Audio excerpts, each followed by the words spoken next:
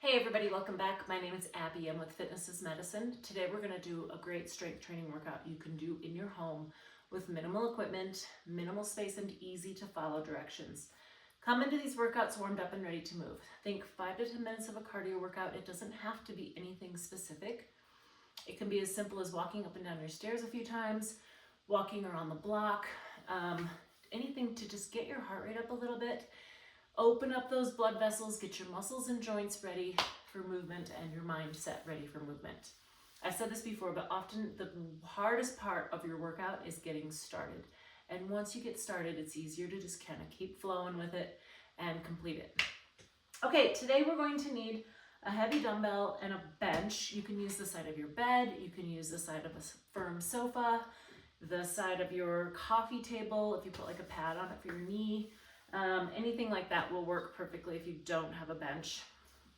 And then we're gonna need a little bit lighter dumbbells, a set of lighter dumbbells, and then a yoga mat or a rolled up towel, and a small ball of some sort, or even a throw pillow, something like that. Okay, let's get started. We're gonna do a 1-arm row, kneeling on your bench or what you have at home. So what I wanna do is you're going to turn and put one hand to the same knee on your bench, and you want a nice flat back. Again, you're keeping your neck in neutral, looking straight down at the ground. Now, it's common to kind of start like this, really flatten that back, shoulders down away from your ears. This weight, I want your shoulders to stay level, so don't let that weight go down here. Keep your shoulders level. You're gonna drive your elbow towards the ceiling and then slowly lower it. 2, keep that tummy tight. Protect your back. 4, keep breathing. 5, 6, think about squeezing that shoulder blade towards your spine. 2 more, 9 and 10. Okay, now we're just gonna turn around. Opposite side. Really work on posture first, good flat back, tummy tight, neck in neutral, so you're just looking straight down at the ground. It's easy for people to kind of want to look up like this or look down to see what they're doing. Keep that neck in line, just look straight down, shoulders level, drive that elbow up, slowly lower it. Control that weight towards the ground. 2, 3, keep breathing. 4, 5, tummy tight. 6, keep those shoulders nice and flat. 8, 9, and 10. Good. Okay, I'm gonna push my bench out of my way.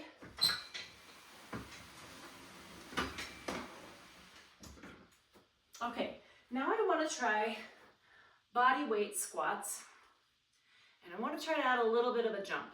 So if you're not ready for that, you could try sit to stands and then just come up on your toes. It's the other thing you can do with these squats is to do squats and up on your toes. So it's a little bit of a quick motion up. Try a little jump, see how it feels. Little, you don't have to go big. So one thing you can do is either keep your hands here and then drive your arms back, or you can drive your arms back here and then drive your arms up as you come up. Conversely, you can come up just on your toes, a little bit of an explosive movement, getting ready and preparing your muscles for a little jump as you progress. Let's do 2 more. And 10. Okay, great. It's kind of fun to mix it up, but also adding a little explosiveness and a little jumps is really good for our bones. And it's good to be able to have that explosive movement in order to prevent falls. Okay, I've got my lighter dumbbells here. Remember, use good form to bend over and pick up those weights. So bend your knees, use your tummy. We're gonna do biceps curls. So let's do this in a little tandem stance. Curl up, slowly lower down and let those elbows go all the way straight at the end. Tighten your tummy. Also, if you've started and you feel like, ooh, I might have grabbed too heavy, you'll know if you're kind of having to do this.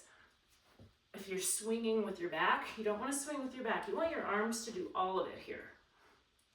Slowly lower, breathing. So take a breath here. Breathe out as you curl.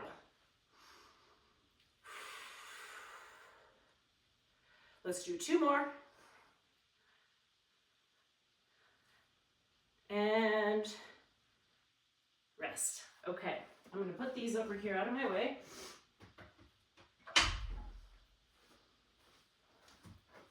Now we're going to do a heel walk, toe walk.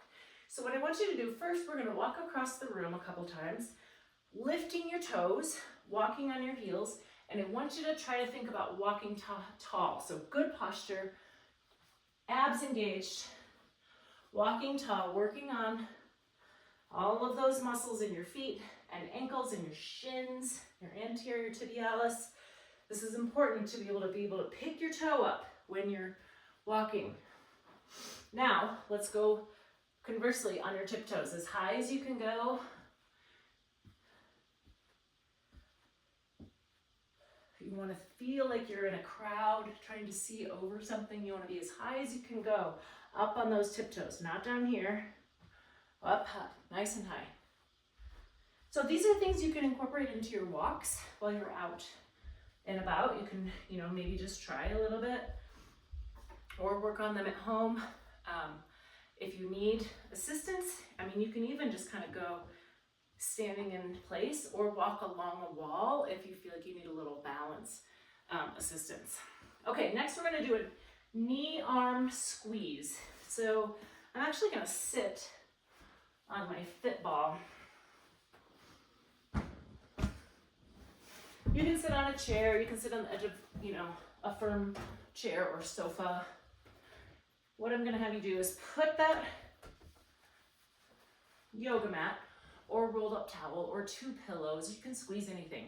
And I want your arms out straight. You're going to squeeze your knees and your arms. So starting with really good posture, shoulders down away from your ears. Hold it for 2 or 3 seconds. So squeezing is again working on those adductors, your inner hip muscles. Squeezing your arms is working your pecs here. And then when you do both at the same time, you're also having to engage that core. Breathe, don't hold your breath as you're squeezing. You can breathe kind of however works for you. Just find a way to control that breath. I like to take a breath in between and breathe out as I'm squeezing. Now remember, as you squeeze, don't let those shoulders come up. Keep those shoulders down away from your ears. Let's do 3 more. 2 and 3. Okay, good, rest. All right, the last one we're going to do is I'm going to grab a little ball that I have, and you can use anything. You can use a throw pillow, you can use a volleyball, a soccer ball, a basketball, a playground ball. And what I'm going to have you do is try to stand on one foot. If that is not happening, try a tandem stance. And if that's still too much, do a staggered stance, but a narrow staggered stance. So we're trying to work on your balance here. We're gonna do ball circles. So I want you to hold that ball out in front of you, and we're gonna do big sweeping circles like you're framing your face. 2, we're gonna do 5, 3. Really work on staying strong in this hip here. Now we're gonna switch feet, but we're gonna continue to go the same direction. So note which direction you're going right now, because the next time you do it, I want you to go the opposite direction. Now, with your hip here, think about using your core, but also stay strong up in that hip. If you feel like you kind of are slouching like this, and you, like if you were to put your other foot down, all of a sudden you're standing like this, stand up tall. That's really working on that hip stabilization. We want those hips strong, not only for balance, but for fall prevention and for keeping those other muscles around happy and engaged and working together. Okay, Go through all of these 1 or 2 more times. Add a little bit of cardio in between just to keep that heart rate up, and then follow with a good cool down or stretch. If you have any questions or need any modifications, please feel free to reach out privately or leave a message in the comments below. Otherwise, have a great workout, and we'll see you next time. Thank you, everybody.